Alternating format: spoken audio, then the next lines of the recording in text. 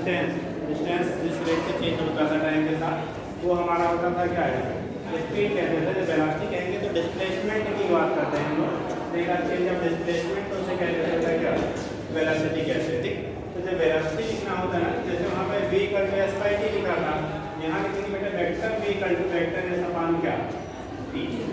Vector v equal to क्या लिखेंगे, vector s by T, मतलब जितना डिस्प्लेसमेंट है पूरे जर्नी में अपान टाइम टेकन का जो रेशियो होगा उसे हम लोग कह लेंगे क्या, वेलोसिटी कहेंगे। ठीक, दूसरा केस बेटा जब हम लोग एवरेज का बात करेंगे, जब एवरेज वेलोसिटी की बात करेंगे, केवल चेंजेस वही है, वहाँ पे हम लोग स्केलर क्वांटिटी लेते थे, यहाँ पे क्या लेंगे, वेक्टर लेंगे। तो जब एवरेज की बात करेंगे तो यहाँ वेलोसिटी हो जाएगा vector maximum plus s2 plus यानी टोटल डिस्प्लेसमेंट अपान क्या कहेंगे, टोटल डिस्प्लेसमेंट अपान टोटल टाइम। आज कुछ लोग नए हैं बेटा, कितने लोग आज फर्स्ट डे आए हो, खड़े हो जाओ जो फर्स्ट डे वाले हैं। कहाँ से किया आप लोग, तो पहुँचे थे ना लास्ट में, ठीक है, कहाँ से कर दिया आप लोग, यूनिक। आप लोग को सारे कैसे हो आप लोग बेटा, अरे कहाँ से, यहाँ से तो है, कैसे बंद करो, कोई लाया था देखिए, अभी तक ठीक है, बात की थोड़ी सुनो, बैठे थे देखिए आप लोग क्या बेटा,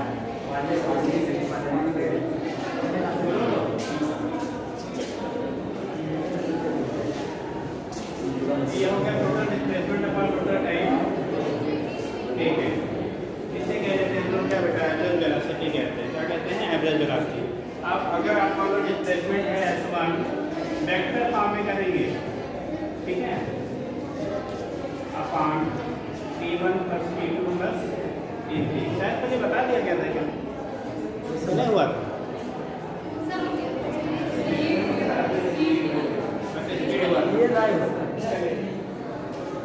ये तो हो गया बेटा हमारा एवरेज वेलोसिटी के लिए। अभी दोनों जैसे कि एग्जाम्पल से देखकर समझा देंगे। अब तीसरा होगा बेटा क्या, instantaneous velocity. Instantaneous velocity, instantaneous की हम कहते हैं तात्कालिक या तात्क्षणिक। कल बताया क्या था, आप सुन लीजिए जो नहीं गए हैं। इंस्टैंटेनियस मीनिंग होता है, ये पूरा खोल दो। जब इंस्टैंटेनियस की हम लोग बात करते हैं तो इंस्टैंटेनियस में क्या होता है कि जो आपका किसी इंस्टेंट पे अगर बॉडी आपकी मोशन कर रही है, जैसे गाड़ी आपको कल एग्जाम्पल लिया था, बाइक चल रही है, कोई भी गाड़ी है जिसमें स्पीडोमीटर लगा हुआ, लेकिन आजकल मॉडल साइकिलों में भी यहाँ लगा है। ठीक, तो अगर आपकी गाड़ी में आपका क्या स्पीडोमीटर लगा हुआ है, अगर स्पीडोमीटर की रीडिंग आप लेते हो, अगर स्पीडोमीटर में जो स्पीड आप रीड करते हो वो स्पीड जो होती है बेटा वो इंस्टैंटेनियस स्पीड होती है। मतलब किसी स्टैंड पे जो आपकी स्पीड है गाड़ी की वो आपको बताता है, ये नहीं बताता आप किस स्पीड से घर से चले थे या किस स्पीड से आप पहुँचोगे। वो जिस टाइम पे आप उसकी वैल्यू को रीड करते हैं, गाड़ी में जो रीडिंग देखते हैं आप स्पीडोमीटर की, वो उस टाइम की स्पीड को बताता है। ठीक है, इंस्टैंटेनियस स्पीड का मतलब होता है स्पीड आप एरिया आते हैं गिवन इंस्टेंट, इसका इंस्टैंटेनियस स्पीड हिंदी कहेंगे। किसी बस का, किसी गतिशील बस का किसी क्षण जो आपका क्या होता है वेग होता है, ये उसी को हम लोग क्या कहेंगे इंस्टैंटेनियस वेलोसिटी यहाँ का है। इसको बेटा एक चीज़ है, जो भी है गवर्नमेंट सिस्टम है, बट एब्सेंट होना गुनाह है। ठीक, अगर आप किसी भी रीजन से एब्सेंट होते हो, ठीक है, तो आपको इन्फॉर्म करना कंपल्सरी, वरना 50 रुपये फाटे लेंगे। ठीक, और वो जो टेस्ट में नंबर ज़्यादा पाएगा उसी को फिर प्राइस के फॉर्म में दे दिया जाएगा। ठीक है, जो आपसे कनेक्शन होगा एब्सेंट का, वो जो टेस्ट में बेहतर नंबर पाएगा उसको प्राइज मिल जाएगा। ठीक, तो उस कंडीशन में अगर आप विदाउट इंफॉर्मेशन एब्सेंट होते हैं तो आपको पेनल्टी देनी पड़ेगी। ठीक है, आप जब भी अगर आपको पहले से डिसाइडेड हो, जैसे आज पता है कि कल हमें नहीं आना है, तो आप क्लास में ही इन्फॉर्म कर दिया करिए क्या तो पहला लेक्चर हमारा ही होता है। ठीक, तो उस कंडीशन इन्फॉर्म कर दिया करिए। अगर नहीं होते हैं तो आप नंबर पे एटलीस्ट मैसेज बता दिया करिए। लेकिन जब भी आप मैसेज डालेंगे तो वहाँ पे अभी वो तो डाल देना, क्योंकि बहुत सारे क्लास में अपने चलते हैं तो वहाँ के कौन भेजा है बिना ऐसे पता नहीं चलता है। ठीक है, तो उस केस में आप अपना उसको इन्फॉर्म कर दीजिएगा, नहीं तो आपको अगले दिन 50 रुपये लेके आइएगा। ठीक, नंबर नोट कर दे रहे हैं।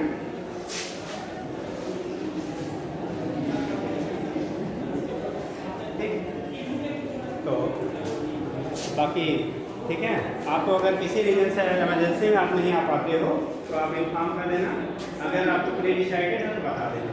ठीक, हाँ क्या बोल रहे हैं बेटा?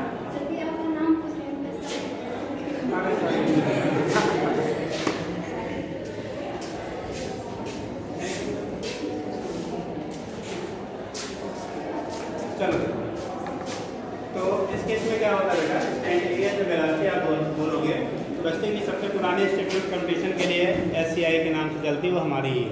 ठीक है, फिलहाल चलिए देखिए, तो इंस्टेंटेनियस स्पीड जो आप वेलोसिटी की बात करते हो, ठीक है, 2005 से चल रही है। ठीक है, अब तक पता नहीं कितने सौ बच्चे जो है डॉक्टर इंजीनियर बन चुके हैं। ठीक है, तो उसके इसमें फिलहाल इसीलिए रोज सलाह दिया जाता है कि मेहनत करोगे तो बन जाओगे, कुछ ऐसा नहीं है, आपको हर चीज़ बता दी जाएगी जो आपको एग्जाम में रिक्वायर्ड है। ठीक, बट आप उसके लिए आपको मेहनत करनी पड़ेगी। ठीक है, कहीं भी आप पढ़ते हैं मेहनत करेंगे अब हो जाता है, बट अगर मेहनत नहीं करेंगे आप कहीं दुनिया किसी कॉलेज चले जाइए, नहीं होगा। ठीक है, चलो देखो, तो इंस्टेंटेनियस वेलोसिटी की हम लोग बात कर रहे थे बेटा। इंस्टेंटेनियस मतलब किसी इंस्टेंट पे जब आप वेलोसिटी निकालते हैं बेटा, शॉर्ट टाइम इंटरवल में जो डिस्टेंस कवर्ड होता है बॉडी का, उसी को कहा जाता है बेटा इंस्टेंटेनियस। क्या कहेंगे उसे? इंस्टेंटेनियस कहेंगे। ठीक है, तो इसके लिए हम लोग लिखते हैं v instantaneous equal to limit delta t tends to 0, delta t tends to 0। ठीक है, d delta v upon delta t, delta v upon delta t, इसे रीड करते हैं बेटा limit delta t tends to 0 मतलब वेरी शॉर्ट टाइम इंटरवल में। ठीक है, डी एल डेल्टा एस, ठीक, वेरी शॉर्ट टाइम इंटरवल में जो डिस्प्लेसमेंट आपका कवर कर रहा है उसी को हम लोग क्या कहते हैं? इंस्टेंटेनियस वेलोसिटी कहते हैं, जब टाइम इंटरवल क्लोज टू क्या हो? 0। ठीक, इस कंडीशन में आप देखेंगे बेटा, इसी को जब रिप्रेजेंट करते हैं तो हम लोग डी एस डिफरेंशियल टर्म में जब लिखते हैं तो डी एस अपान क्या लिख लेते हैं? डी टी लिख लेते हैं, इसी को D S by D T से रिप्रेजेंट कर लेते हैं। तो इंस्टेंटेनियस जो वेलोसिटी हो गई वो D S by D T के क्या होता है आपका? बराबर होता है। तो यहाँ से आपका रिप्रेजेंटेशन हो जाता है।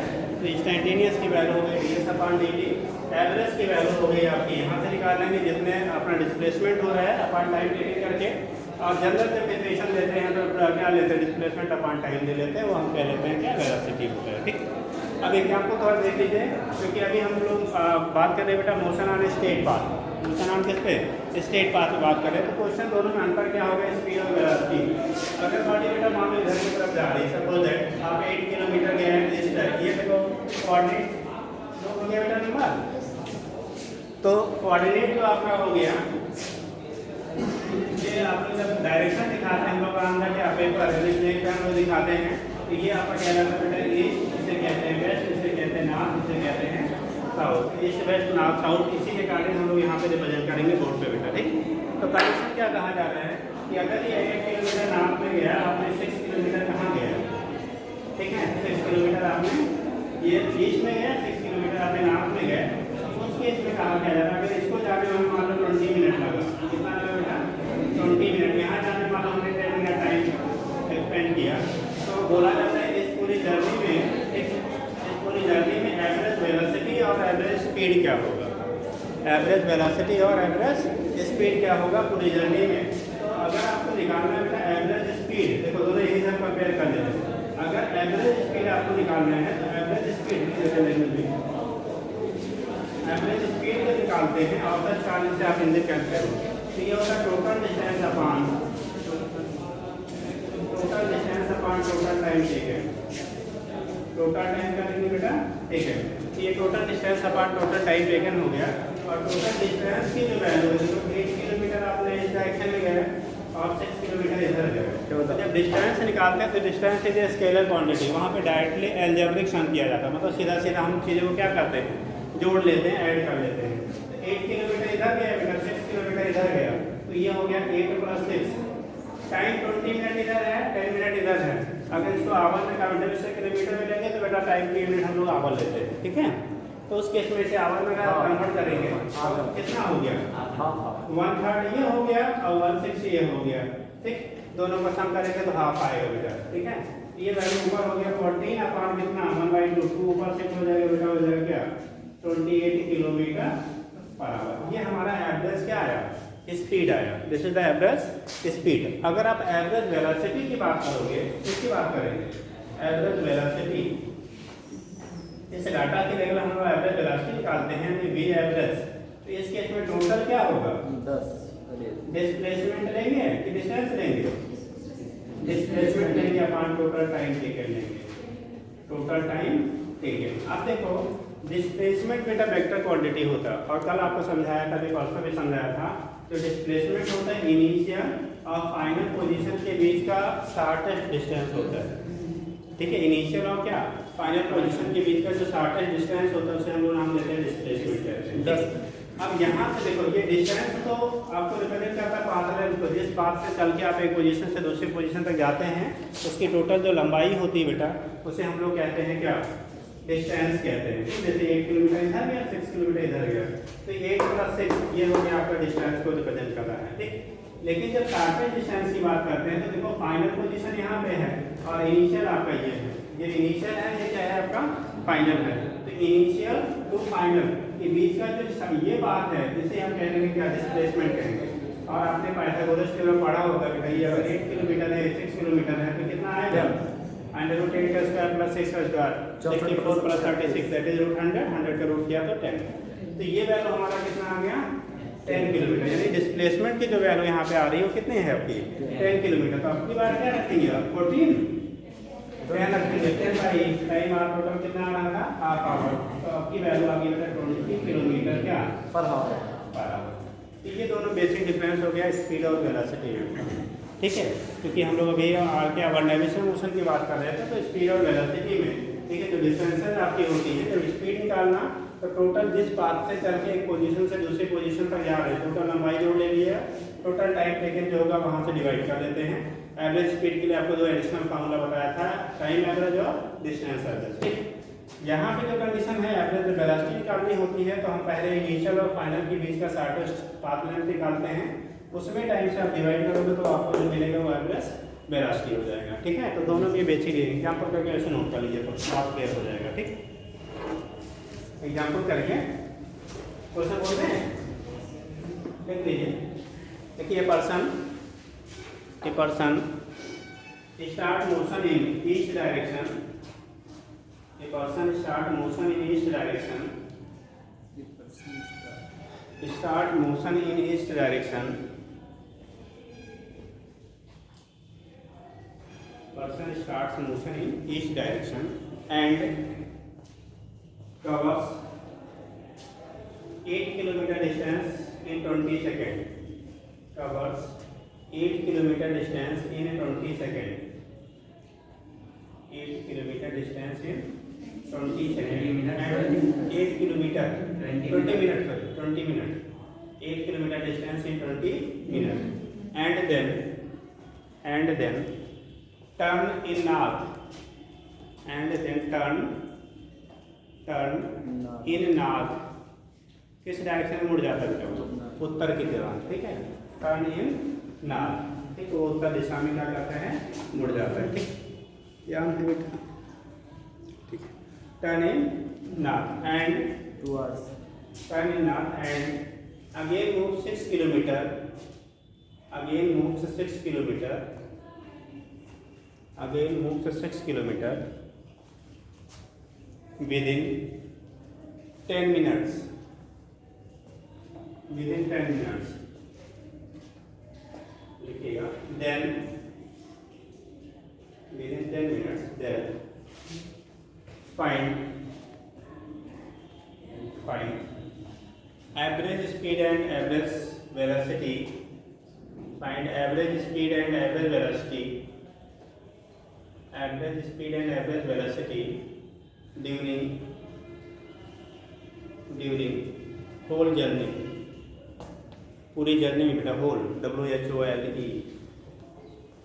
Average speed and average velocity during whole journey, ठीक है। पूरी जर्नी में एवरेज स्पीड क्या होगा एवरेज वेलोसिटी क्या होगा, फिर हमने यहाँ पे आपको सॉल्व कर दिया है, ठीक है। इस तरह से जो भी क्वेश्चन इस पे बनेगा एवरेज पे ऐसे ही हम निकालते हैं, ठीक, नोट कर लीजिए जल्दी से।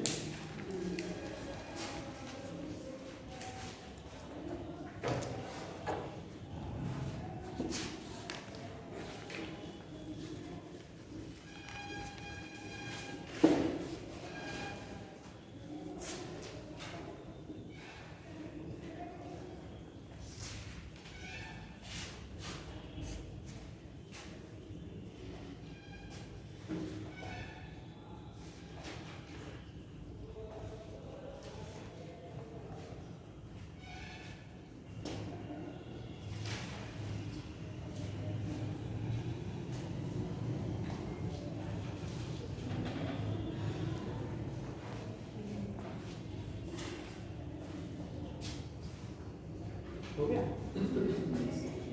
चलिए एक इंस्टेंटेनियस पे कर लेते बेटा।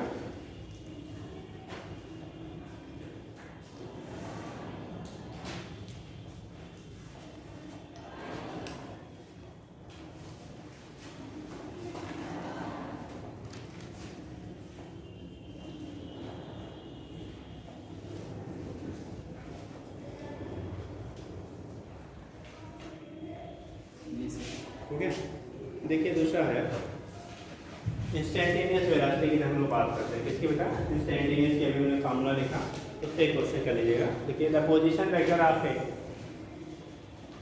द पोजीशन या द डिस्प्लेसमेंट वेक्टर कह सकते हैं। ठीक है, पोजीशन वेक्टर बोलो displacement vector of a particle is the displacement vector या पोजीशन वेक्टर जैसे कर लेता of a particle is given by relation लिखेगा s equal to 4t square plus 5t plus 6 metre. ठीक, s equal to 4t square plus 5t plus 6। ठीक, 4t square plus 5t plus 6। ठीक है, देखिए हो गया। Find instantaneous velocity of the particle, find instantaneous velocity of the particle, instantaneous velocity of the particle. क्या find करना बेटा? Instantaneous velocity, instantaneous velocity of the particle at t equal to 2 seconds. Instantaneous velocity of the particle at t equal to 2 seconds. 2 second पे आपको उसकी instantaneous velocity निकालनी है बेटा। Instantaneous velocity of the particle at t equal to 2 second. ठीक है, 2 second में instantaneous जो वेलोसिटी पार्टिकल की होगी वो हमें फाइंड करना है। ठीक, जरा करके जल्दी दिखा लीजिए। इंस्टेंटेनियस वेलोसिटी पार्टिकल के फाइंड आउट करना है t इक्वल टू कितने पे? 2 सेकेंड में। हाँ बेटा 27।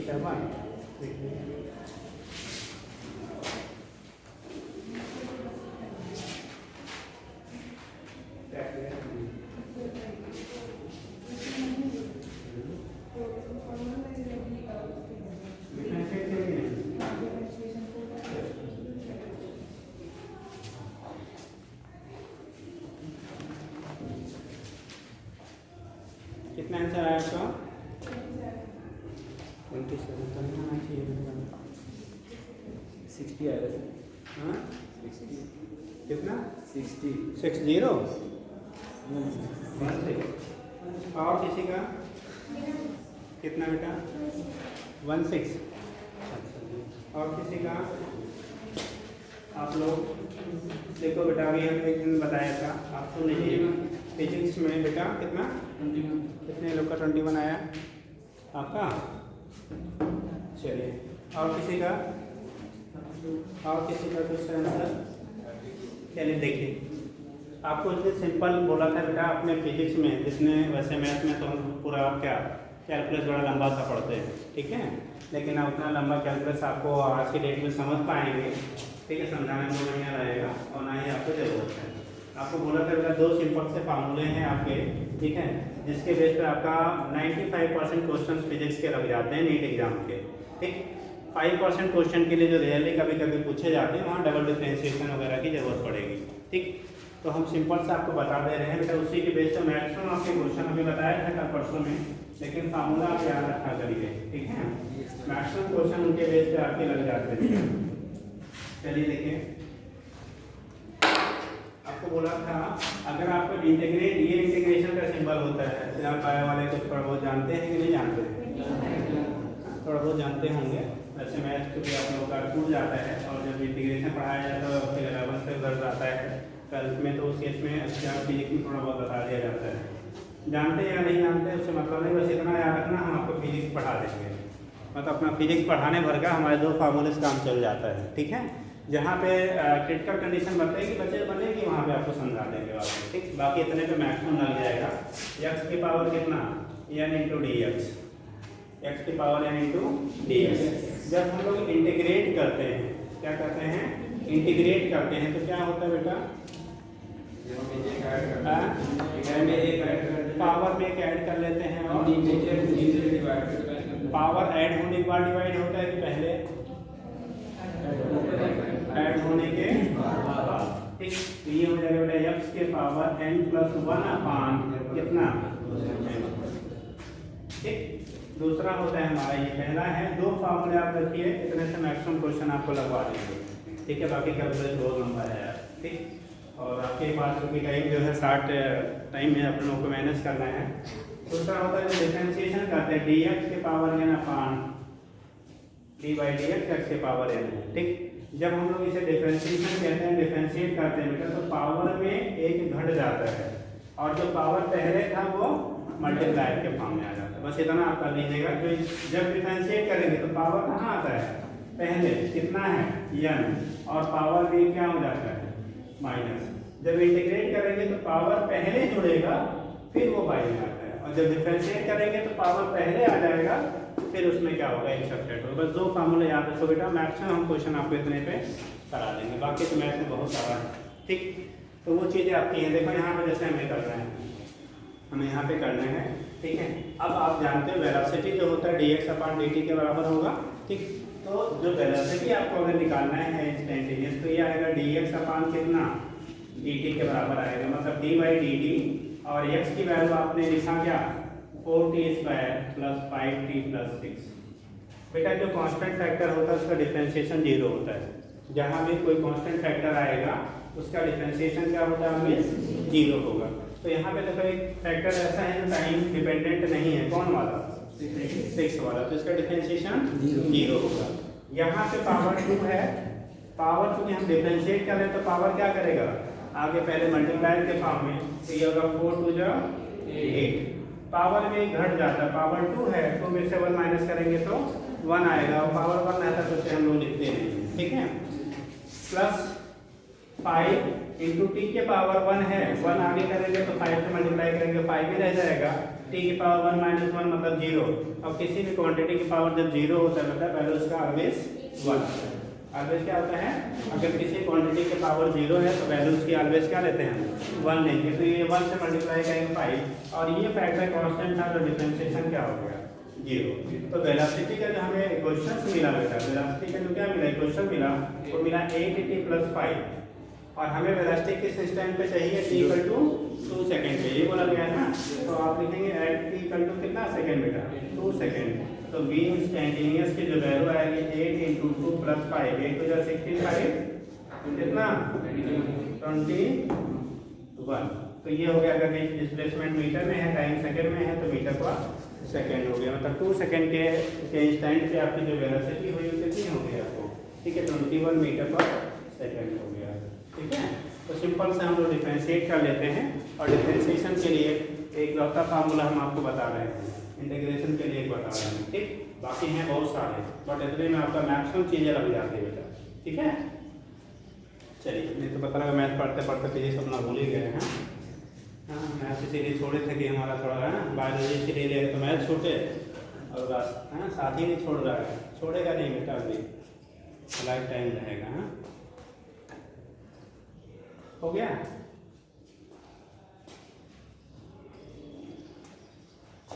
जल्दी करो,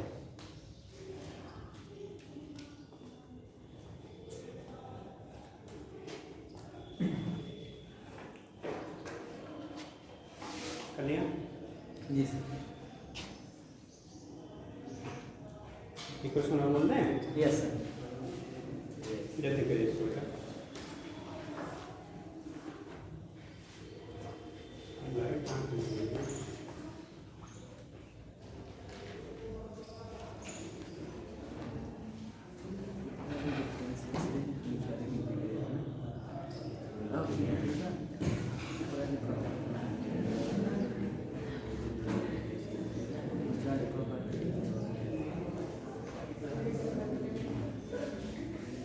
चलो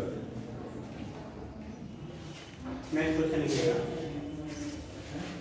displacement of the particle is given by resistance. displacement of the particle is given by relation. Displacement of a particle is given by relation. Okay. S equal to 5t cube plus 4t square, नहीं minus 4t square, 5t cube minus 4t square plus 20, 5t cube minus 4t square plus 20 लिखेगा.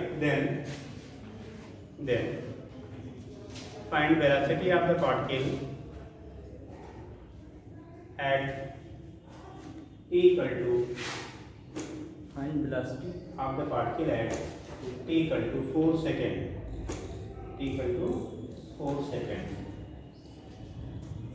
अब एक चीज़ ऐसे ही पूछा जाता है, सुनिए बेटा. कभी कभी अभी एक्सप्लेनेशन बताएंगे तो वहाँ पे भी चीज़ें फिर आ रहेंगी. कभी कभी पूछ लेता है बेटा, जैसे आपने अभी पिछला वाला क्वेश्चन निकाला था, पिछले वाले में रिजल्ट जो निकाला वो वेलोसिटी जो आपके आए थे वो टाइम डिपेंडेंट था कि टाइम इंडिपेंडेंट था? अभी जो वेलोसिटी हम लोगों ने निकाला पिछले क्वेश्चन में वो टाइम डिपेंडेंट था कि टाइम इंडिपेंडेंट था? 96. टाइम पे डिपेंड करता था. आपका रिलेशन क्या है? 8t + 5 आया था बेटा. इसका मतलब टाइम के साथ साथ हमारे वेलोसिटी बदल रही थी, ठीक. बट अगर आपको कोई क्वांटिटी निकालने पे, ठीक है, अगर वो टाइम फैक्टर उसमें नहीं आ रहा तो इसका मतलब वो क्वांटिटी आपकी फिर कांस्टेंट हो जाएगी, टाइम पे डिपेंड नहीं करे. तो क्वेश्चन ऐसे ही पूछा जाता है, कुछ आपका रिलेशन दे देगा, पूछेगा वेलोसिटी, एक्सीलरेशन, एक्स जो भी पूछा जा रहा है, is time dependent or not. तो अगर उस क्वांटिटी को हमें कन्वर्ट करने पे, जिस क्वांटिटी में पूछा जा रहा है, अगर उस पर कन्वर्ट करने पे टाइम रिलेशन नहीं आ रहा है, मतलब इक्वेशन जो बना उस पर टाइम नहीं आ रहा, तो आप बोलोगे टाइम इंडिपेंडेंट है. अगर टाइम आ रहा है तो क्या कहेंगे? टाइम डिपेंडेंट है. तो वो टाइम डिपेंडेंट होगा या इंडिपेंडेंट होगा वो डिपेंड करता है, उससे आप रिलेट करके पहले निकाल लीजिएगा. जो रिलेशन आएगा उसके बेस पर हम क्या करते हैं, डिटरमाइन करते हैं. हो जाएगा? तो लिखिएगा, आप निकालो उसको. 96. हाँ जी, 96. चलिए तो जल्दी मत क्या करिए, राइट हो, जल्दी नहीं, अभी तो सीख रहे हैं, ठीक है. कभी कभी क्या हम इतना तेज ट्रेन चलाने लगते हो पटरी से नीचे आ जाती है. ठीक, 154. देखिए दोनों के आंसर अलग अलग आ गए. अब किसका राइट किसका रॉन्ग अभी चेक करना पड़ेगा. ठीक, तो आप जल्दी करिए क्योंकि आपको एग्जाम में जल्दी करना है, बट इतना जल्दी ना करिए कि गलत भर के चले जाइए.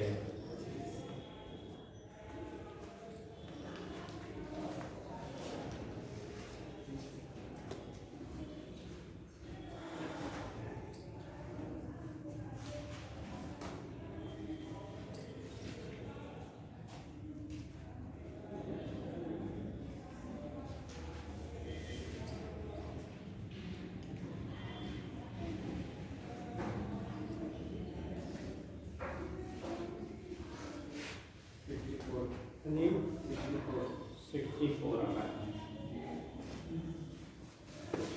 चलिए देखते हैं बेटा, क्वेश्चन बोलिए. ऐसे करके क्या दिया था? 5t cube 5t cube plus 40 minus 40 minus बोला था ना, 40 स्क्वायर और प्लस 20 बोला था कि कुछ और 20 बोला था. तो ये आपको एक क्वेश्चन हमने बोला था, बोला गया था कि इसमें वेलोसिटी फाइंड करना था t = 4 सेकंड पे. तो आपको वही सेम जैसे हमने पीछे बताया वही सेम कंडीशन में वेलोसिटी जो हो जाएगी, ठीक है. तो ये आएगा ds अपान कितना? ds अपान dt बेटा. d/dt डिफरेंशिएट का इसकी वैल्यू है आपका 5t cube minus 4t square और प्लस 20 है बेटा. डिफरेंशिएट करेंगे तो वही कंडीशन, पावर आगे आएगा, पावर में एक माइनस हो जाएगा. ठीक, तो 5 आगे आया तो हो गया बेटा 15 और t के पावर बचा कितना? 2 है, -1 हो जाएगा ना. तो इसकी वैल्यू 3 है, घटा लिया. इसकी वैल्यू 4 2 8 और t के पावर 2 -1 मतलब क्या? 1 बच गया. और यहाँ पे वैल्यू कांस्टेंट था तो क्या होगा? डिफरेंशियल 0 हो गया बेटा. अब ये वैल्यू जो हमारी आ रही है 15 × t की वैल्यू 1 है ना, 1 सॉरी t की वैल्यू 4 लिया है, तो t की वैल्यू 4 लिया बेटा. ऐड अब देखिए t = 4 सेकंड पे, t = कितना है? 4 सेकंड पे. तो t की जो वैल्यू मिलेगी 15 × 4 का स्क्वायर माइनस 8 × 4 और प्लस कितना? 0 वाला छोड़ देंगे. तो ये हो गया 16. ठीक, कितना हो गया? 16. 15 × 16 कितना आ रहा है? 208 और माइनस 230 ये टोटल कितना है बेटा? 290 240 का माइनस 32 का 240 हुआ ना ये, माइनस 32 दैट इज आगे 208। तो आपका वेलोसिटी जो आया 4 सेकंड पे वो 208 मीटर पर सेकंड। अगर डिस्प्लेसमेंट मीटर में है या अगर बेटा मीटर में गिवन है और टाइम आपको सेकंड में दिया है। कितने लोग आया था? कुछ लोगों तो ऐसा अलग बताए थे। हाँ आया था पहले आ गया था। कितने लोग पहले आ गया था? हाथ वाला सही जो आया था। चलिए ठीक, तो लगाइए बेटा। देखो जब क्वेश्चन आप साथ देखो स्टार्टिंग है, क्योंकि बोर्ड में बहुत ज़्यादा क्वेश्चन को न्यूमेरिकल को क्या बहुत ज़्यादा नहीं कराया जाता है ना, बच्चा करना चाहता है। ठीक है, तो उस केस में थ्योरी पढ़ के हम अच्छा सा नंबर पा जाते हैं। ठीक, अगर थ्योरी भी आप मेंटेन कर लेते हैं तो अच्छे से आपके परसेंटेज बन जाते हैं। ठीक है, तो वहाँ पर आप बहुत पेन नहीं लेते हो। बट अगर कंपटीशन में आपको निकालना है तो बेटा जस्ट उसका उल्टा, वहाँ 30% न्यूमेरिकल, यहाँ 70% न्यूमेरिकल बेस्ड, मतलब कॉन्सेप्चुअल है न्यूमेरिकल, 30% थ्योरी, मतलब जो आपका थ्योरी बनता है। ठीक है, तो इसलिए बिना लगाए आप डॉक्टर नहीं बन सकते। सीधा तो एक वर्ड है, बिना लगाए आप डॉक्टर नहीं बन सकते। तो अगर डॉक्टर बनने का सपना देखते हैं तो लगाना शुरू कर दीजिए, अभी वक्त कुछ बिगड़ा नहीं है। ठीक है, तो उस केस में जो यूनिट चल रहे हैं उसके क्वेश्चन आप करते रहिए। ठीक है, और ये भी एक चीज़ ध्यान रखिए, ऐसा नहीं घर में एक ही कॉन्सेप्ट में 20 क्वेश्चन कर डाला, एक ही कॉन्सेप्ट पे नहीं, क्वेश्चन आपके डिफरेंट टाइप्स के रहते हैं। ठीक, तो एक कॉन्सेप्ट से लेकर जो क्वेश्चन 3 क्वेश्चन का लेकर एनफ होगा, क्योंकि एक पे 20 करोगे तो सारे नहीं कर पाओगे, ये भी बात है। ठीक है, अगर एक कॉन्सेप्ट पर 20 क्वेश्चन लगा रहे हैं तो सारे आप मेरे माइंड में बताया कि कॉन्सेप्ट लगा के छोड़ देंगे, और एग्जाम में ऐसा नहीं कि एक ही कॉन्सेप्ट पे आएगा।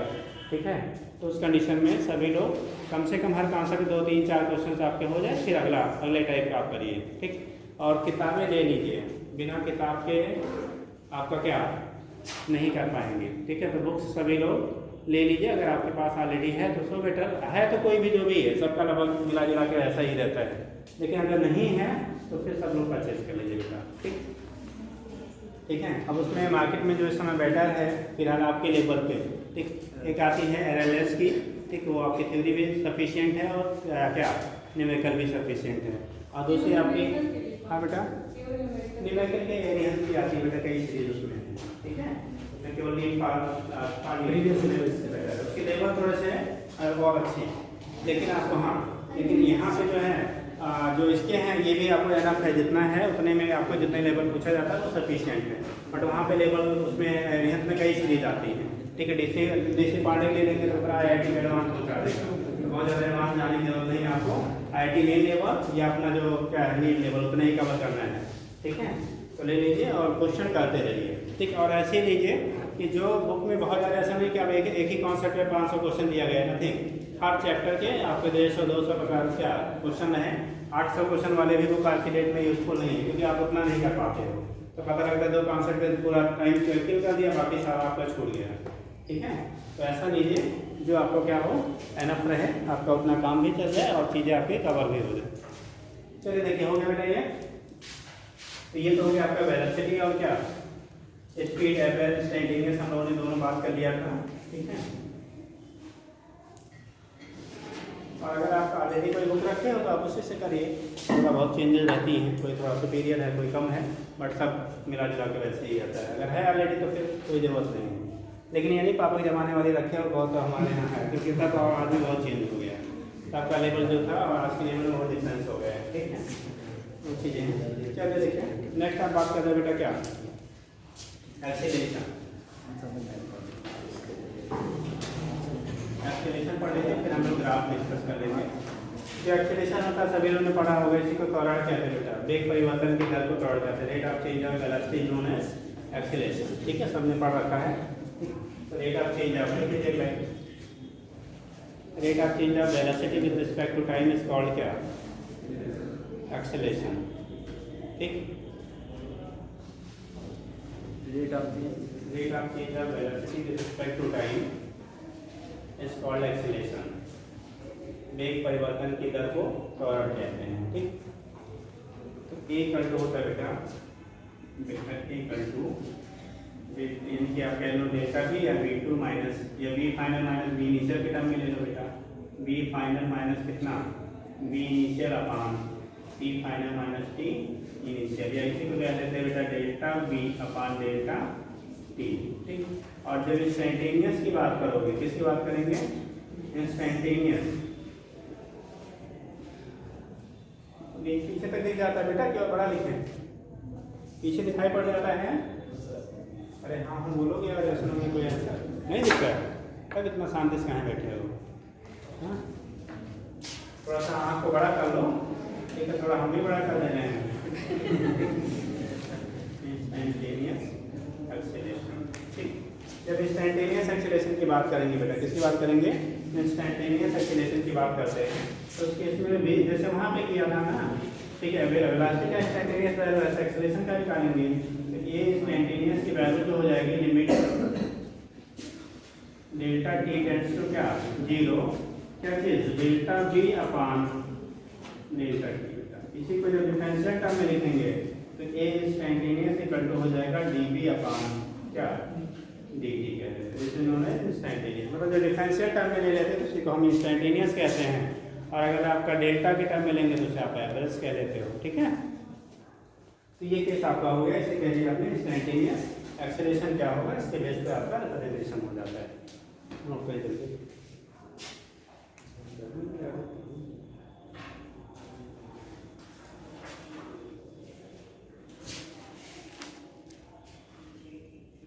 हो गया बेटा? तो ये कंडीशन आपका हो गया किसका? इंस्टेंटेनियस का। इंस्टेंटेनियस एक्सेलरेशन क्या होगा, इसके बेस पे आपने दिखा दिया। अब यहाँ पे भी क्वेश्चन ही बनता है बेटा, आपको जो पूछा जाएगा क्वेश्चन ही बनता है, ये क्वेश्चन यहाँ भी कर लीजिए, तब फिर हम ग्राफ वगैरह लिखते हैं।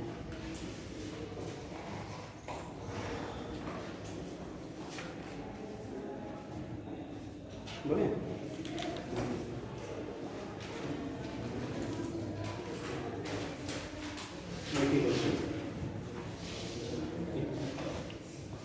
displacement of a particle is given by y equal to vector y equal to 3t square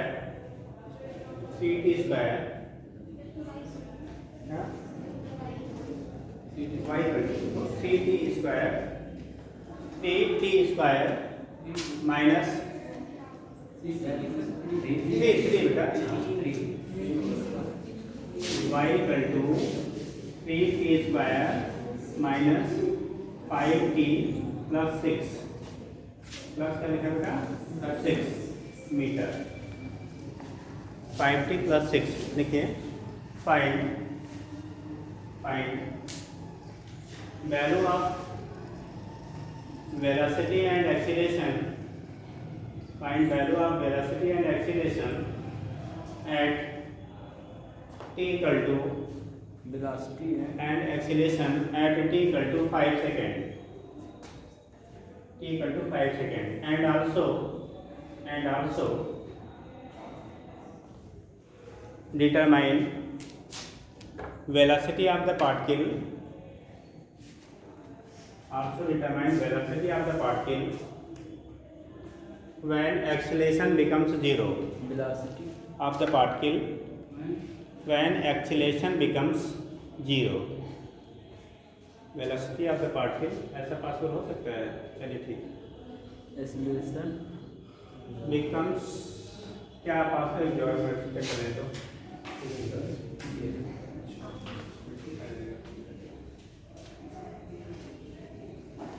नहीं, वो पार्ट इसमें नहीं बनेगा, रहने दो बेटा, तो उतना कर लीजिए। तो सेकंड पार्ट के लिए यहाँ पे क्वेश्चन डाटा जो है वो उसके लिए सफिशिएंट नहीं है, तो लिख लीजिए खाली velocity and acceleration of the part पे खाली कर लो, velocity and acceleration of the part पे कर लीजिए केवल, उसके टर्म में दिया जाएगा 50 सेकंड में। Velocity and acceleration of the क्या लिखा बेटा? पार्ट पे निकाल लीजिए।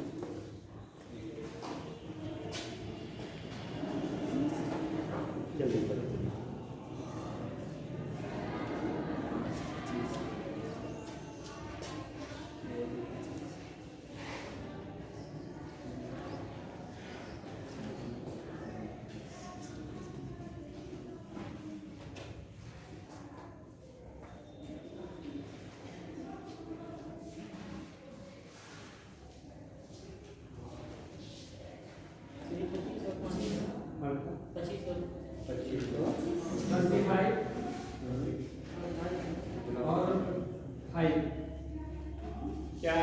टाइम डिपेंडेंट है? हाँ? 25 और 6 25 6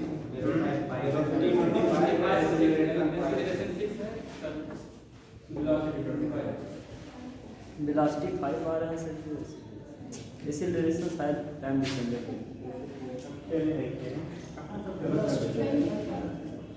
एक ही कॉन्सेप्ट के क्वेश्चन बेटा क्यों गलत हो जाता है।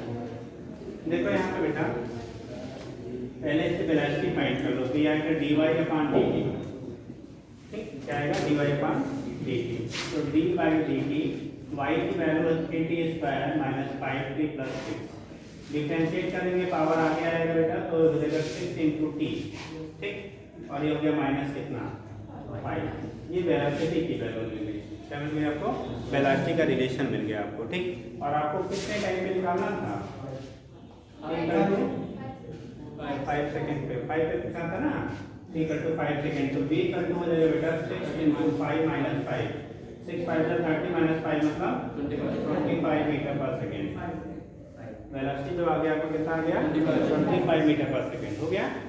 आपको बेटा एक्सीलरेशन फाइंड करना था, यहाँ से a इक्वल टू होगा dv अपॉन कितना dv, ठीक।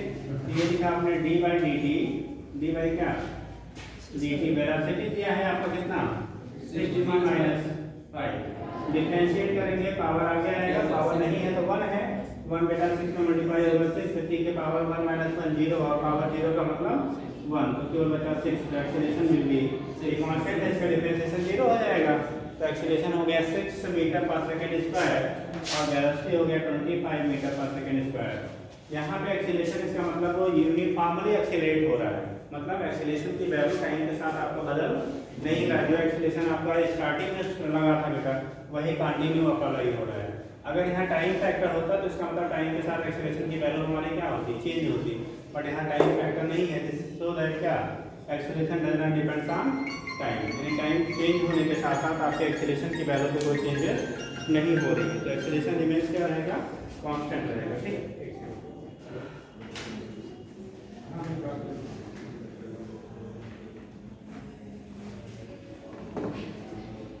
तो ये केस आपका हो गया, यहाँ से दिखा देते हैं आप एक्सीलरेशन की वैल्यू कितनी हो गई 6 मीटर पर सेकंड स्क्वायर की क्या हो गया आपका बराबर हो गया, हो जाएगा। तो ये केस आपका होता है, यहाँ से रिप्रेजेंटेशन हो जाता है बेटा कितना होगा कैसे होगा, ठीक। तो ये हो गया एक्सीलरेशन पे क्वेश्चन जो पूछे जाएंगे इस टाइप में रहेंगे, और अगर वेलोसिटी पूछा जाएगा तो यहाँ पे एक्सीलरेशन वेलोसिटी आपको दोनों मिल गया, ठीक है।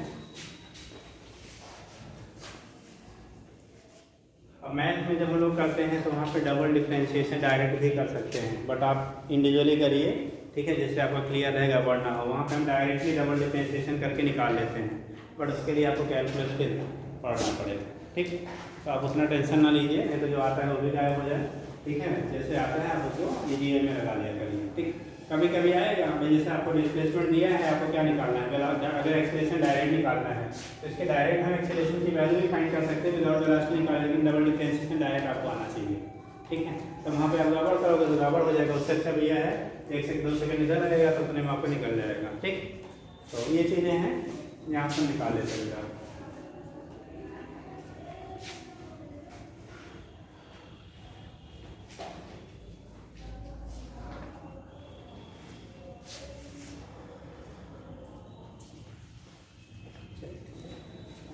नेक्स्ट आपका है ग्राफ, ठीक है। इससे आपका है ग्राफ, बीटी का आपने पढ़ा होगा एसटी ग्राफ, बीटी ग्राफ और एटी ग्राफ। एटी ग्राफ तो रेयरली मिलता है, मेनली जो है हमारा एसटी ग्राफ और बीटी ग्राफ मिलता है, ठीक है। तो डिस्प्लेसमेंट टाइम ग्राफ उसे कह देंगे, क्या कहेंगे बेटा, displacement time graph, displacement time graph, इसी को कर्व भी बोलते हैं बेटा, ठीक है। एसटी ग्राफ कहिए या एसटी कर्व बोल देते हैं। बोला जा रहा है डिस्प्लेसमेंट और टाइम के बीच में ग्राफ कैसे आप ड्रा करते हैं, तो आपको ग्राफ दिया होगा, उस केस में आपको पूछा जाएगा नेचर जो बॉडी है वो रेस्ट में है, मोशन में है, यूनिफॉर्म है, नॉन यूनिफॉर्म है, क्या कंडीशन है वो हमें डिसाइड करना होता है, ठीक। तो देखो पहला ग्राफ हम लोग लेते हैं, डिस्प्लेसमेंट है बेटा, ये टाइम, ठीक है। डिस्प्लेसमेंट एक्सिस से दूसरा क्या है आपका टाइम। तो यहाँ से जब आप दिखाते हो है बेटा ना, तो हम लोग इंतजार करें लाइट का ना।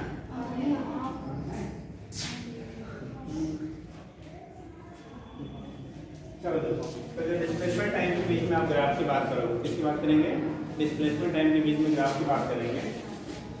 एक तो आप ऐसे बना देते हो, ठीक, सीधा सीधा स्ट्रेट लाइन, ठीक, हम बना दे रहे हैं, आपको उसका नेचर बताना होगा, ठीक। पहला आज हम लोग एसटी कर ले रहे हैं, कल वीटी वगैरह कर लेंगे, ठीक है।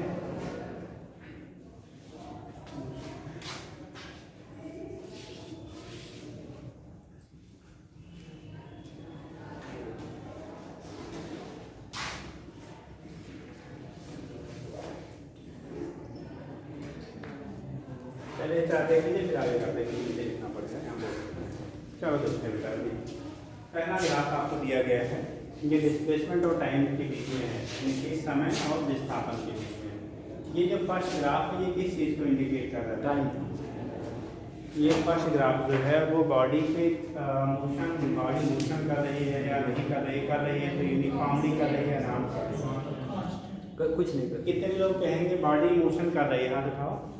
पहले ग्राफ में बॉडी मोशन कर रही है, हाथ उठाओ।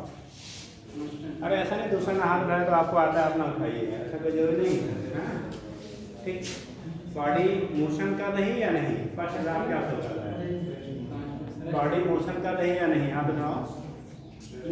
अच्छा हाथ उठाना नहीं कर रही है, एक लोग कह रहे नहीं कर रहे, बाकी मान लीजिए कर रही है, अपनी हाथ उठाओ कर रही है, नहीं करेंगे ना, आप कर रहे हैं नहीं कर रहे हैं।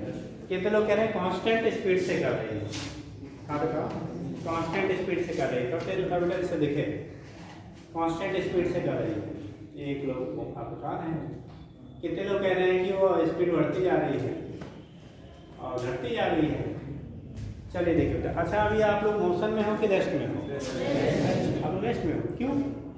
अच्छा बैठे हुए हैं, और हम मोशन में।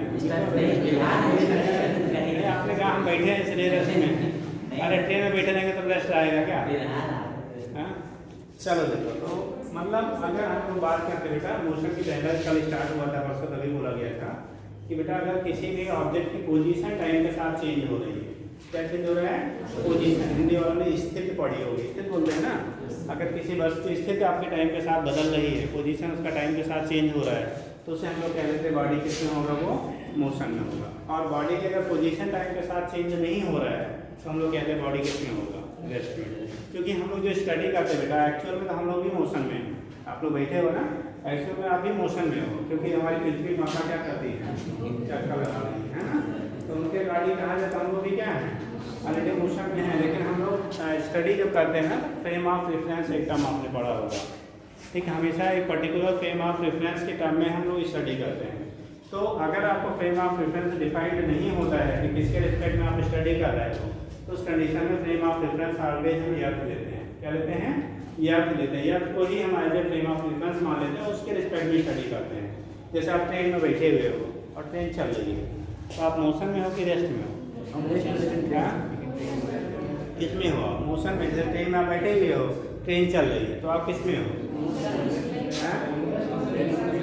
किसमें हो?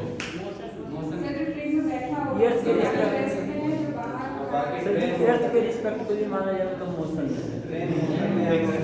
अब वहाँ पे हम लोग बात करेंगे बेटा हम किसके रिस्पेक्ट में क्या स्टडी कर रहे हैं। अगर ट्रेन के रिस्पेक्ट में करोगे तो ट्रेन में तो एक्चुअली आप बैठे हुए ना, तो ट्रेन के रिस्पेक्ट में कैसे हुए? आप रेस्ट में हो। लेकिन यर्थ के रिस्पेक्ट में आप मोशन में हो, या कोई बाहर खड़ा हुआ है तो उसके रिस्पेक्ट में कैसे हो? मोशन में हो। तो किसके रिस्पेक्ट में हम स्टडी कर रहे हैं, ये एक फैक्टर होता है। उसी को हम लोग कहते हैं बेटा फ्रेम ऑफ रेफरेंस। किसी भी चीज़ की जो स्टडी हम करते हैं किसके रिस्पेक्ट में कर रहे हैं, तो जिसके रिस्पेक्ट में स्टडी करते हैं उसे हम कहते हैं फ्रेम ऑफ रेफरेंस कहते हैं, ठीक है। तो फ्रेम ऑफ रेफरेंस अगर डिफाइंड नहीं होता तो हमेशा हम यर्थ को as a frame of reference लेते हैं। अगर कहीं बोला जाए किसके रिस्पेक्ट में निकालना है तो किसे लोगे आप? यर्थ को अब आप as a frame of reference लेंगे, ठीक। तो यहाँ पे कंडीशन क्या हो रहा है कि ऑब्जेक्ट ये ओरिजिन है, इसे आप क्या कहते हैं? ओरिजिन कहते हैं, मूल बिंदु जिसे कह देते हैं। इसके रिस्पेक्ट में बेटा यहाँ पोजीशन जो आपकी है, देखो जितना डिस्टेंस यहाँ पे है, मतलब जो ओरिजिन पे जब वो मोशन स्टार्ट किया उतना ही अभी भी बना है, उतना ही अभी भी बना है, बदल गया डिस्टेंस तो वही है ना। जैसे आप लोग यहाँ बैठे हुए हो, मालूम घर से सबकी कुछ ना कुछ दूरियाँ हैं, किसी की थोड़ी बहुत ज़्यादा होंगी, किसी की कम होंगी, लेकिन सबके घर के यहाँ से कुछ ना कुछ डिस्टेंस है। इसी कारण कोई रहता नहीं है ना ऐसा, नहीं तो कैसा हम आप तो नहीं रहते हैं ठीक। तो सभी लोग अपने घर को जाते हैं ठीक। तो सबके घर की यहाँ से कुछ ना कुछ पर्टिकुलर डिस्टेंसेज हैं। ये दैट मीन्स जब से आप क्लास में इंटर किए हो, जब से बेंच पर आप सीट पे बैठे हो तब से ठीक, और जब तक यहाँ से फिर निकलोगे नहीं तब तक आपकी पोजीशन कैसी है, रेस्ट, यानी रुकी है, पोजीशन कैसा है ठीक है, कांस्टेंट है, फिक्स है, आप रेस्ट में हो ठीक है। लेकिन क्या घर से आप कोई डिस्टेंस नहीं है आपकी, घर से पर्टिकुलर डिस्टेंस पे है ना, अलग अलग लोगों की डिस्टेंसेज अलग अलग होंगी क्योंकि सभी लोग अलग अलग जगहों से बिलोंग करते हो। तो ऐसी कंडीशन यहाँ है बेटा, आपका मान लो पार्ट के पहले से इतनी दूरी पे है, ऑलरेडी इतने पे है और उतनी ही दूरी पे बनी हुई है, मतलब उसकी पोजीशन में कोई चेंजेस नहीं हो रही है ठीक है। जैसे आप यहाँ पे हो, घर के रिस्पेक्ट में आप इतनी दूरी पे हो और आपकी पोजीशन तब तक बनी हुई जब तक क्लास आपका चल रहा है ठीक। तो दैट मीन्स तब तक आप रेस्ट में हो, तो ये पार्टी भी बेटा यहाँ हो यहाँ हो यहाँ हो कहीं भी हो, इस पूरी ड्यूरेशन में कैसा है वो रेस्ट में, क्योंकि टाइम तो चल रहा है, टाइम कभी रुकता नहीं है। आपने दादी से सुना होगा टाइम किसी का इंतजार नहीं करता, टाइम रिकॉर्डिंग चल लो तो बढ़िया है, नहीं तो फिर पिछड़ते जाओ ठीक। तो वही कंडीशन आपका यहाँ पे है बेटा कि ये पोजीशन आपका क्या हो रहा है, रिमेन्स कांस्टेंट है, क्योंकि पोजीशन वेक्टर विदर मोशन होगा बेटा, इस टाइप डायरेक्शन में आप चलोगे तब आपका क्या होगा, पोजीशन बदलेगा। यहाँ केवल टाइम बदल रहा है, पोजीशन में कोई चेंजेस नहीं हो रही है। फर्स्ट ग्राफ जो शो कर रहा है बॉडी इज इन रेस्ट, अभी बॉडी कैसे है, रेस्ट में है, उसकी पोजीशन में कोई चेंजेस नहीं हो रही है। समझ में आ रहा है? जिसको नहीं आएगा बेटा ईमानदारी से बोल देना यार, क्योंकि बार बार रिपीट करने भर का टाइम थोड़ा नहीं है यहाँ पे ठीक है। तो कंडीशन क्या है, पहला वाला ग्राफ आपका ये था, हम लोग बोलेंगे क्या इसके लिए, बॉडी इज इन रेस्ट, और जब बॉडी रेस्ट में होगा बेटा तो वेलोसिटी की वैल्यू क्या हो गई, जीरो, वेलोसिटी जीरो है। और इसका मतलब आपका अगर वेलोसिटी चेंज नहीं हो रही तो एक्सीलरेशन भी क्या है, जीरो है। अरे भाई अगर एक्सीलरेशन होता, मान लो हम जैसे हमें कोई धक्का देता तो हम चलना शुरू कर देते ना, तो यानी कि velocity acceleration both are zero, दोनों की वैल्यू क्या है, जीरो ठीक है। तो पहला ग्राफ शो कर रहा है कि बॉडी रेस्ट में है, और जब रेस्ट में है तो उसकी जो वेलोसिटी होगी और जो क्या होगा एक्सीलरेशन होगा, वो दोनों वैल्यू हमारी क्या होगी, जीरो जीरो होगी ठीक। पहला केस। दूसरा है बेटा ये देखो, इसमें पोजीशन टाइम जैसे जैसे बढ़ रहा है, ये टाइम एक्सिस है, टाइम जैसे जैसे बढ़ रहा है वैसे वैसे देखो इसका डिस्प्लेसमेंट भी क्या हो रहा है, बढ़ रहा है। इसका मतलब पोजीशन बदल रहा है ना ठीक है। लेकिन जो आपका एंगल है हर जगह देखो कांस्टेंट है, यानी स्ट्रेट लाइन है, और एंगल अगर आपका कांस्टेंट है इसी को हम लोग स्लोप बोलेंगे, क्या बोलेंगे, स्लोप ठीक। अगर स्लोप की वैल्यू हर जगह आपकी कैसी है, जितना स्लोप यहाँ पे है वही स्लोप की वैल्यू बेटा आपको यहाँ भी मिलेगा। अगर स्लोप की वैल्यू हमारा कांस्टेंट होता है तो इसका मतलब बॉडी मोशन में है, लेकिन उसका वेलोसिटी जो है वो कैसा है, कांस्टेंट है, कांस्टेंट वेलोसिटी से चल रहा हो, चाहे 10 मीटर पर सेकंड हो, चाहे 2 मीटर हो, चाहे 10,000 मीटर, उससे मतलब नहीं है, बट उसकी वैल्यू क्या है, कांस्टेंट है। तो सेकंड वाला कंडीशन है body is under uniform motion, body is under क्या, uniform motion, uniform motion, body जो है वो कैसा है आपका, यूनिफॉर्म मोशन कर रही है ठीक है। यूनिफॉर्म का मतलब बेटा उसकी वेलोसिटी में कोई चेंजेस नहीं हो रही है ठीक। तो वेलोसिटी चेंज नहीं होगा तो आप बोलोगे क्या, बी की वैल्यू क्या होगी, कांस्टेंट। अच्छा वेलोसिटी कोई चेंज नहीं होगा, आप पीछे के रो के दोनों रो वाले आपको बता दो बेटा एक्सीलरेशन की वैल्यू क्या होगी। आप दो रो 5 रो खड़े हो जाओ, आप ही 5 रो, बैक और बैक से पहले वाले खड़े हो जाओ बेटा। अरे खड़े हो, गलत हुआ गोली नहीं मारी जाएगी यार ठीक। आप या तो सो बदल नहीं आएगा तो हम तो नहीं बता देंगे। बताओ इस केस में अगर बोला गया कि वेलोसिटी कांस्टेंट है तो एक्सीलरेशन यानी टॉर्ड का मान क्या होगा, यानी जीरो होगा। आप लोगों का होगा कि नहीं होगा नहीं होगा, तो जल्दी बताओ, टाइम कम नहीं समझे आप बेटा, अच्छा नहीं होगा आप, चलो देखिए जो लोग बेटा जैसे 2 रीजन है आपके ना आने के, एक 11 पोर्शन आपका कोविड में गुजरा, उसमें बहुत सारे लोगों ने क्या अच्छी खासी छुट्टियां मनाई हैं, खाया पिया मनाया है ठीक। तो जो किताब मम्मी पापा की तरह से पढ़ते रहे तो थोड़ा बहुत है ठीक है। तो उसका भी एक रिजल्ट है, क्योंकि ये पोर्शन अभी फर्स्ट ईयर वाला चल रहा है बेटा, अभी जो आपका चल रहा है फर्स्ट ईयर पोर्शन है ठीक है। तो फिलहाल ऐसा कोई वो नहीं है, नहीं आप अभी पढ़ते रहिए, आ जाएगा बेटा, कोई दिक्कत नहीं है।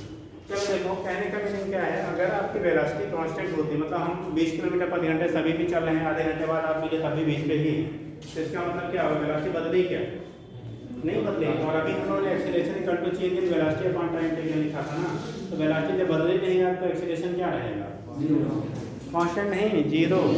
कांस्टेंट और जीरो में अंतर होता है, कांस्टेंट मतलब उतना लगातार रहेगा, जीरो का मतलब लगेगा ही नहीं। तो यानी एक्सीलरेशन की वैल्यू क्या हो जाएगी, यहाँ कितना, जीरो हो जाएगी। एक्सीलरेशन क्या है, वेलोसिटी कांस्टेंट है बट एक्सीलरेशन की वैल्यू क्या होगी, जीरो होगी। इस केस में देखो यहाँ पे अगर आपका एसटी ग्राफ का स्लोप बढ़ रहा है बेटा, एसटी ग्राफ के स्लोप की वैल्यू इंक्रीज करती है, तो हम बोलेंगे वेलोसिटी की वैल्यू क्या करेगी, इंक्रीज करेगी। अगर एसटी ग्राफ का स्लोप डिक्रीज कर रहा है तो बोलेंगे वेलोसिटी डिक्रीज करेगी। अगर एसटी ग्राफ का स्लोप कांस्टेंट है तो बोलेंगे वेलोसिटी कांस्टेंट होगी। अगर एसटी ग्राफ का स्लोप जीरो है तो बोलेंगे वेलोसिटी जीरो होगी। बस इतने पॉइंट हमें ध्यान रखना है। अगर एसटी ग्राफ की हम बात करते हैं, डिस्प्लेसमेंट टाइम ग्राफ पहला पॉइंट, अगर एसटी ग्राफ का स्लोप जीरो है तो इसका मतलब वेलोसिटी जीरो होगी। अगर एसटी ग्राफ का स्लोप कांस्टेंट है तो वेलोसिटी कांस्टेंट होगी। अगर एसटी ग्राफ का स्लोप इंक्रीज कर रहा है तो आप बोलोगे वेलोसिटी इंक्रीज करेगी। अगर एसटी ग्राफ का स्लोप डिक्रीज करेगा तो वेलोसिटी डिक्रीज करेगी। देखो यहाँ वाले टाइम तो बढ़ रहा था लेकिन डिस्प्लेसमेंट में कोई चेंज नहीं था। यहाँ पे स्लोप की वैल्यू क्या हो गई, जीरो। यहाँ पे स्लोप देखो ये मिला, ये tan थीटा होगा, इसे स्लोप क्या कहते हैं बेटा, परपेंडिकुलर बाई बेस। तो ये tan थीटा होगा, इसे हम स्लोप करेंगे। स्लोप की वैल्यू आपकी कांस्टेंट है, इसलिए बोला एक्सीलरेशन की वैल्यू जीरो है, वेलोसिटी आपकी कांस्टेंट हो गई। ठीक, यहाँ पे देखो स्लोप की अगर आप बात करोगे, यहाँ देखो स्लोप ये मिलेगा, ये एंगल आपको बनेगा। ठीक, उतने ही टाइम इंटरवल में यहाँ पे अगर आप स्लोप की वैल्यू निकालोगे, देखो एंगल बढ़ा ना, एंगल क्या हुआ, इंक्रीज किया। तो यहाँ स्लोप की वैल्यू इतनी है और यहाँ उतनी ही टाइम में स्लोप की वैल्यू इतनी हो गई। तो स्लोप अगर इंक्रीज कर रहा है, स्लोप क्या कर रहा है आपका, इंक्रीज कर रहा है। ठीक है, तो अगर इंक्रीज कर रहा है तो वेलोसिटी भी क्या करेगी, इंक्रीज करेगी। अगर स्लोप डिक्रीज करेगा तो वेलोसिटी भी डिक्रीज करेगी। स्लोप कांस्टेंट है तो वेलोसिटी भी कांस्टेंट। तो यहाँ पे स्लोप की वैल्यू कांस्टेंट है। स्लोप क्या है आपका, जितना यहाँ है उतना है। हिंदी से ढलान है, आप हिंदी ढलान बोलते हैं ना, तो यहाँ पे ढलान बढ़ रहा है घट रहा है जी, बराबर है ना। ठीक है, तो क्या किया आपने, कांस्टेंट हो गया। तो स्लोप की वैल्यू यहाँ कांस्टेंट है। अगर स्लोप कांस्टेंट है तो वेलोसिटी भी कांस्टेंट। एसटी ग्राफ का स्लोप ही आपको वेलोसिटी प्रोवाइड करता है बेटा। ठीक है, तो उस कंडीशन में यहाँ पे स्लोप की वैल्यू जीरो है, जब यहाँ पे स्लोप की वैल्यू जीरो है, स्लोप समझ रहे हो ना, दिस बाई दिस। तो यहाँ दिस तो है लेकिन दिस नहीं है, इसलिए क्या हो गया, जीरो हो गया। ठीक, यहाँ पे देखो बढ़ रहा है तो यहाँ पे हमने बोला क्या, स्लोप इंक्रीज कर रहा है, तो कहेंगे बॉडी क्या is under non uniform motion. भाई वेलोसिटी बदल रही है, इसका मतलब कैसा हो गया, नॉन यूनिफॉर्म हो गया। Body is under non uniform motion. Body आपका कैसा है, नॉन यूनिफॉर्म मोशन में है। ठीक है, तो बॉडी नॉन और वेलोसिटी क्या करें, स्लोप इंक्रीज कर रहा है तो वेलोसिटी भी इंक्रीज। और वेलोसिटी बेटा तभी इंक्रीज करेगी जब आपका एक्सीलरेशन की वैल्यू क्या होगी, पॉजिटिव होगी। मतलब कुछ है, कितना है वो डिपेंड करेगा स्लोप पे। ठीक है, लेकिन वो पॉजिटिव है। ठीक, चलिए यहाँ पे क्या हो रहा है, अभी देखो इतने टाइम इंटरवल में स्लोप की वैल्यू आपकी इतनी है बेटा, उतना टाइम यहाँ ले रहे हैं तो स्लोप की वैल्यू घट के इतनी हो गई। स्लोप यहाँ क्या कर रहा है आपका, डिक्रीज कर रहा है। क्या कर रहा है, डिक्रीज। अगर स्लोप डिक्रीज कर रहा है, स्लोप की वैल्यू क्या हो रही है आपकी, घट रही है, डिक्रीज कर रही है, तो उस केस में भी नॉन यूनिफॉर्म मोशन होगा। बट आपका v की वैल्यू यहाँ क्या कर रही है, अच्छा ये मतलब वेलोसिटी यहाँ घट रही कि बढ़ रही है, वेलोसिटी घट रही है। ठीक है, तो ये होगा body is under non uniform motion,